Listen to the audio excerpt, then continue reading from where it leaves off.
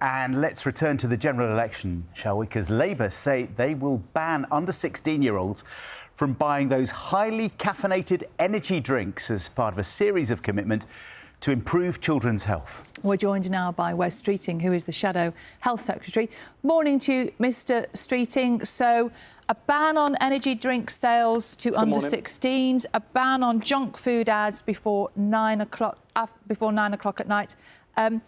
How do you think this will impact children's health? And isn't there already a code in place, a voluntary code from supermarkets where they don't sell caffeinated drinks to under 16s?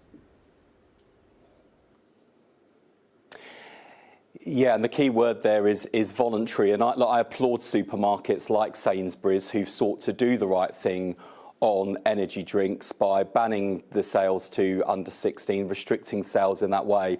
But that's not the case everywhere. And the reason we've chosen to take this step on those high caffeine energy drinks over 150 milligrams per litre is because we've heard very clearly what parents and teachers have told us about the impact that these highly caffeinated products, if I take, a can like this, half a litre, that's got more caffeine in it than 5 cans of Coca-Cola.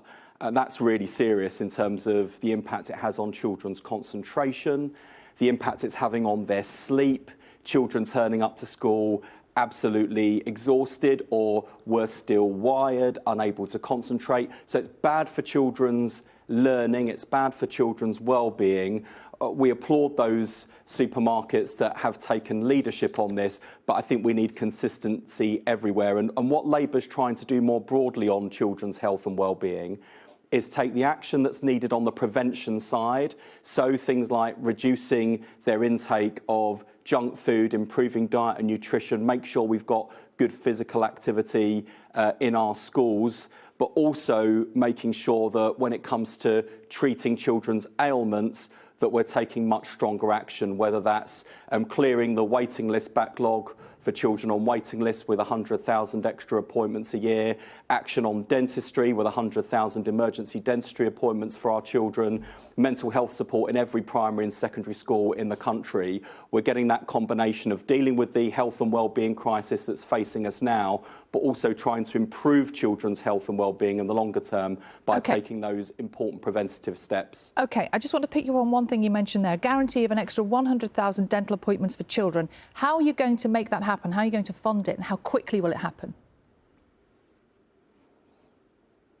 So we've committed to deliver as the first step on rebuilding NHS dentistry, which is, lots of parts of the country now, we've just got dental deserts. The first step will be 700,000 extra emergency dentistry appointments. 100,000 of those will be earmarked for children. And that is part of a £1.6 billion package we've put forward for the NHS to take action on waiting times. So that particular measure will cost £100 million and will help to make sure that those people who are currently in pain and agony are able to get the emergency dentistry access. What we need to do for the longer term is to rebuild NHS dentistry, and that's going to require contract reform. And I've told the British Dental Association that if Labour wins the next general election, and it's still an if, by the way, we're not taking this for granted, on the Monday after the general election, I'll have the British Dental Association in and we'll begin that process of contract reform, because there are lots of dentists at work out there, but they're all in the private sector because the NHS doesn't pay properly through the contract. So we've got to get some of those dentists back. Otherwise, we're going to end up with this horrible status quo where those who can afford it are going private and those who can't are being left in a poor service for poor people. And by the way, I think that's the wider risk for the NHS if the Conservatives have an unprecedented fifth term in office, is that's what the future of the NHS will look like when you look at how many people are now going private, how long people are waiting, and the extent to which people are now voting with their feet and paying for tests and scans out of their own pockets, in some cases even borrowing and getting themselves into debt to pay for treatment. That is not a future for our National Health Service that Labour wants to see.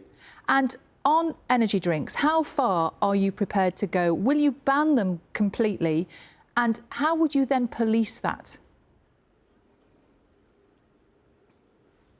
No, we're not looking at a complete ban. And when it comes to adults, we want to treat people like responsible adults. I'm not interested in kind of wagging my finger and telling people what to do. Obviously, we want to encourage people in terms of their exercise, in terms of their diet and nutrition, to make healthier choices. That's in all of our interests. Where we are being far more interventionist is when it comes to our children, because when you look at the state of children's health in our country today, I think it should give us really serious cause for concern, whether that's on childhood obesity, whether that's on mental health and well-being.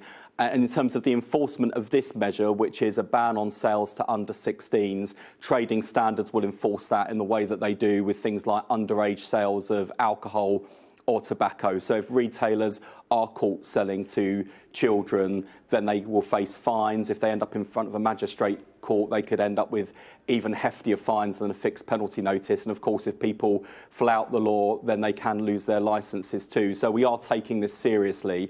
And I think this is action that parents and teachers will welcome, because they are seeing the consequences of kids becoming far too wired and far too dependent on very caffeinated drinks that are impacting on their sleep, their learning, their concentration and their well-being.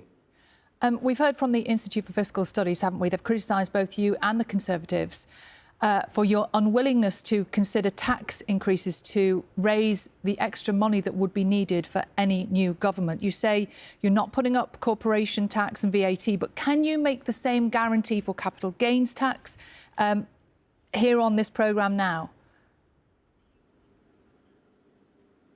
I can certainly confirm, our manifesto's out on Thursday, I can certainly confirm that not a single policy in that manifesto requires Labour to increase capital gains tax.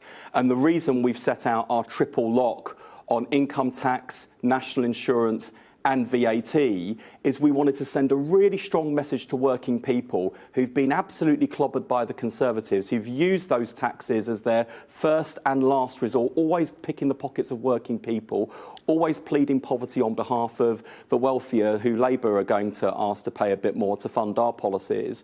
We want to give working people that assurance that Labour is not going to increase those taxes, because we know people can't afford it. And to be honest, you look at our shadow cabinet, whether it's Keir Starmer, our leader, Angela Rayner, our deputy leader, myself, Bridget Phillips, and the shadow education secretary, we've all come from working class families and backgrounds.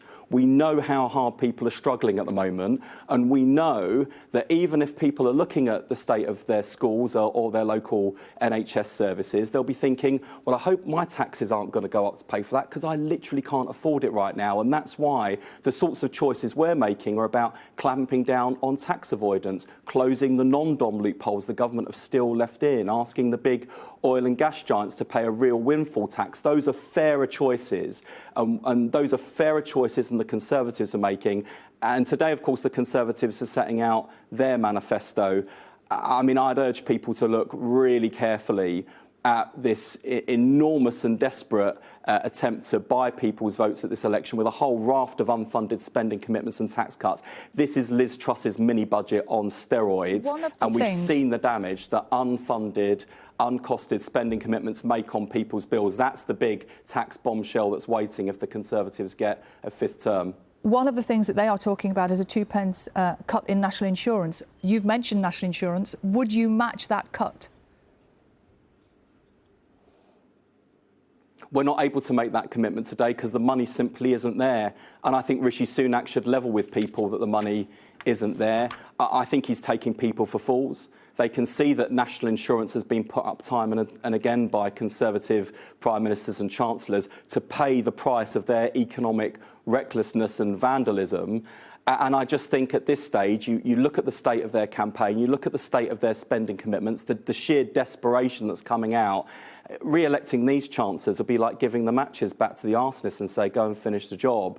The choice at this election is now between an irresponsible Conservative Party with a record of economic vandalism or a responsible Labour Party that's being honest with the country about hard choices. That barely a week has gone by for me as a Labour politician without going on a TV or radio programme and people saying, well, why won't you fund this great policy or that great policy that people might want to see.